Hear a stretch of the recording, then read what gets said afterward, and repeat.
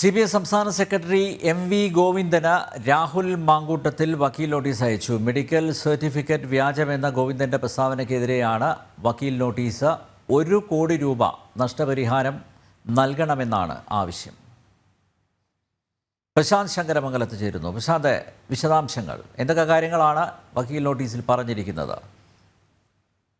ജാമ്യം നേടാൻ രാഹുൽ മാങ്കൂട്ടത്തിൽ ഈ വ്യാജ മെഡിക്കൽ സർട്ടിഫിക്കറ്റ് ചമച്ചു എന്ന ഒരു ആരോപണത്തിനെതിരെയാണ് ഇപ്പോൾ വക്കീൽ നോട്ടീസ് അയച്ചിരിക്കുന്നത്. അതായത് അത്തരത്തിലുള്ള വ്യാജ സർട്ടിഫിക്കറ്റ് അത് കോടതി കണ്ടുപിടിക്കുകയും അതുകൊണ്ടാണ് ജാമ്യം നിഷേധിക്കുന്ന സാഹചര്യം ഉണ്ടായത് എന്നടക്കം MV ഗോവിന്ദൻ ആരോപണമായി ഉന്നയിച്ചിരുന്നു.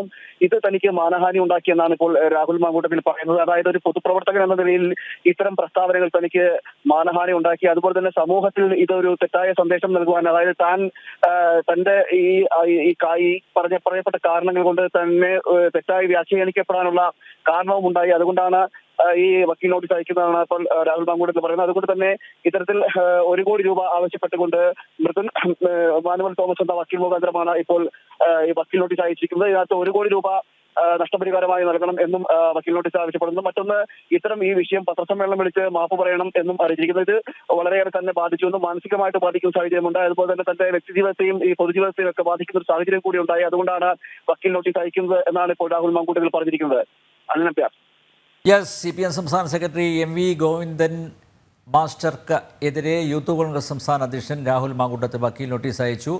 വ്യാജ മെഡിക്കൽ സർട്ടിഫിക്കറ്റ് ഹാജരാക്കി എന്ന പരാമർശത്തിലാണ് വക്കീൽ നോട്ടീസ്. 1 കോടി രൂപയാണ് നഷ്ടപരിഹാരം ആവശ്യപ്പെട്ടിരിക്കുന്നത്. പ്രശാന്താണ് വിവരങ്ങൾ നൽകിയത്.